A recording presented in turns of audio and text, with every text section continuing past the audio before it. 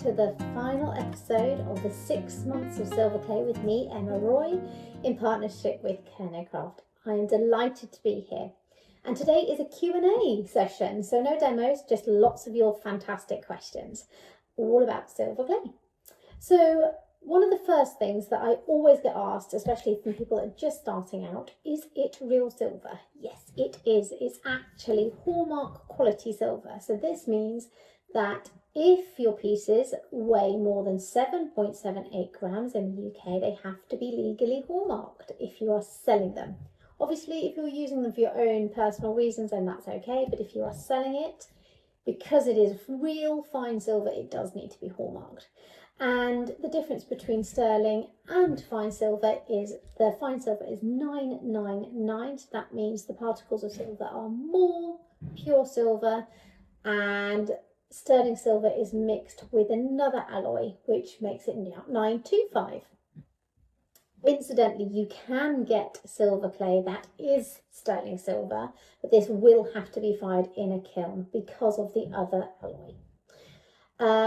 Another question I've had from the lovely Shan. Hi Shan. I have painted onto a leaf and I want to add a bail and S shape on the front. When to do this? So this is a really good question. If you have made your beautiful leaf painted like we did in episode 4 and you'd like to add a bail, you can do this a couple of ways. You can very gently lift the leaf off of the front and make yourself a bail, like an S-shaped coil, and add that onto the front once it's dry, obviously. Or you can fire the piece and then add it on and then refire. That's also an option. Or you can also add one that goes onto the back and then fire it all at the same time. I've also done that. So it depends on your style and what you'd like. Also on the subject of leaves, I've been asked how many leaves can I get out with that little tiny pot? That's a very good question, but again, it depends on the size of the leaves that you use. Obviously, the bigger the leaf and the thicker the layers, the more clay you're going to use. The ones that I used in episode 4, I actually managed to get about 2 leaves painted, so they're about 5 grams in weight each. But like I said, it does depend, and if in doubt, add more layers because they are really fragile, especially if they are not, if they're not very thick, they will be definitely more fragile. So it's always worth adding an extra layer or 2 just to make sure that it's really, really strong and, isn't going to break. Another question I've had from Debbie regarding moulding a seahorse. So Debbie found a seahorse and would like to know how to mould it. So tiny fragile things like seahorses, seed pods, starfish, anything like that you've got that are, really tiny and delicate and fragile, you can mould. The chances are it's likely to break when you are taking that out of that mould once it's set. So leave it into set. Once that comes out, it may well break because obviously you're pushing it and it might break when it comes out. Debbie also asked, once she's used her seahorse to make a mould, what to do about holes for it to hang from. So in this case, Debbie, I probably would recommend using one of the embeddables that I used in episode 4, just because using that, then you can push it in if the clay is deep enough and thick enough. If not, a little top trick for using a drill bit is to soak the area of your piece. So make your piece, get it nice and dry, and then add some water on your paintbrush, and then get your jeweler's drill. And then just literally wiggle it backwards and forwards. Let the drill do its thing. Don't force it because the chances of it snapping or breaking is high when it's in its dry stage. So kind of move it backwards and forwards, then hopefully that will then go through until you're right the way through to make your hole. It is easier to make your hole into unfired clay than it is when it's fired and it is pure silver, because believe me, I've done that. I've forgotten the holes, we've all been there. but then it's really hard to drill it when it is pure silver. But it can be done. It just takes a lot of work. Amanda has asked about enameling. Can you enamel onto metal clay? Yes, you can. I am not the one to ask regarding enameling, though. Confession, I've not done it. There are some incredible artists out there that have, and I know there are lots of tutorials online that you can watch regarding enameling, but yes, you can. You can also add a little bit of colour, like I did previously on one of my episodes, with alcohol ink, which is a nice way of adding colour without having to have the enameling. And you can mix that with a UV resin to set, and that will make that last a long time.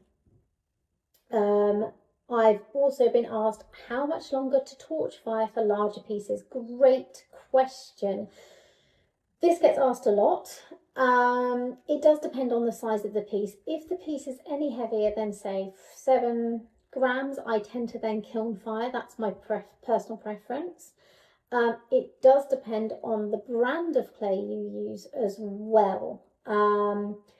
So if in doubt, I'd fire it for a little bit longer. You cannot harm the clay by firing it for longer, just hotter. So by that, what I mean by that is when we're firing with a torch, we need it to be at that beautiful kind of salmony glow. We don't want it to be cherry red, because if it goes cherry red and you start to see flashes of silver, it's too hot, and the chance of you melting your piece then is quite high, and we don't want that. So if in doubt, I'd fire for longer, but just keeping it at that lovely salmony hue, that orangey glow, as opposed to cherry red. So if in doubt, fire it for a bit longer. If it is, say, a 7 gram piece, I would probably fire it between 4 and 5 minutes. But again, like I said, it depends on the brand. Some brands you need to do it longer than others. And on the subject of brands, that also goes with shrinkage. I've also got another question about shrinkage. How much does it shrink? The clay does shrink. And so obviously you have to take that into consideration when you are making your pieces. I am an art clay girl. I am an art clay tutor, and I always use art clay in my classes. That shrinks 8 to 10%. Other brands like Project X, I know, has a higher shrinkage rate.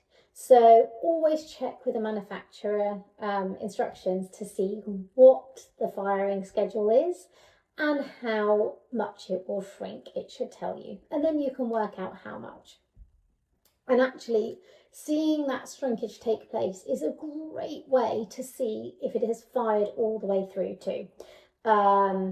In the olden days, when I first started out, I would draw around my piece of clay, and then once I'd fired it, I would kind of check to see how much it had actually shrunk, because that's a great indicator that it has sintered properly and that it is fired all the way through. Do you need a kiln is another question that I'm asked a lot. No, not necessarily. It depends on what you are making and what clay you're using.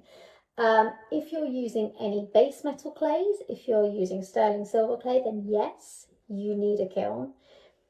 I always advise, if people are making rings, to use a kiln. The reason being is the difference between torch firing and gas hob compared to kilns is it will fire longer, and it will fire for a more consistent heat, which means the particles of silver are likely to be stronger if it's done in a kiln, because the way I explain it to my students is it's a bit like if you are reheating your lasagna in a microwave compared to reheating your lasagna in the oven. If you're reheating it in the oven, it's more consistent, it's a consistent temperature, whereas if you're torch firing, obviously you've got the human element there, and you can get cold spots. And so therefore, to make that really strong piece, then it's better to be in a kiln, but it's not necessary. Small pieces like pendants, earrings, absolutely not a problem at all to be torch fired, as long as they are fine silver. I can't stress that enough. Fine silver, not sterling. That has to be kiln fired. And sometimes, unfortunately, another question I've got is my third piece has broken. Now, sometimes if it hasn't sintered all the way through, it can sometimes break. That does sometimes happen. What you can do about this, there are a few things. You can use, there are some brilliant bonds out there, so silver clay bonds, that you can mix that with a bit of paste and stick the two bits together. If you do that, what I do recommend, if you can, with depending on your design, is to add some kind of embellishment back and front to make sure that you're adding strength over that piece, and then you just simply refire.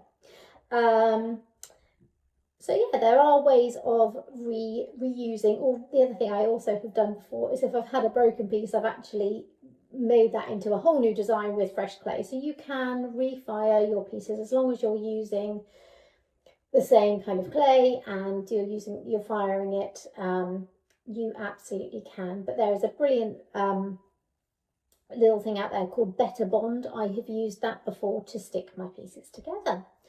And I think that's all the questions that I have so far. So I hope that you have enjoyed my 6 months of silver clay series. If you do have any more questions, please do get in touch. I love to hear it, and I also absolutely love to see the work and the projects that you have made over the last few episodes. So please do share and tag us in them. I'm wishing you all the best on your silver clay journey, and I look forward to seeing your pieces.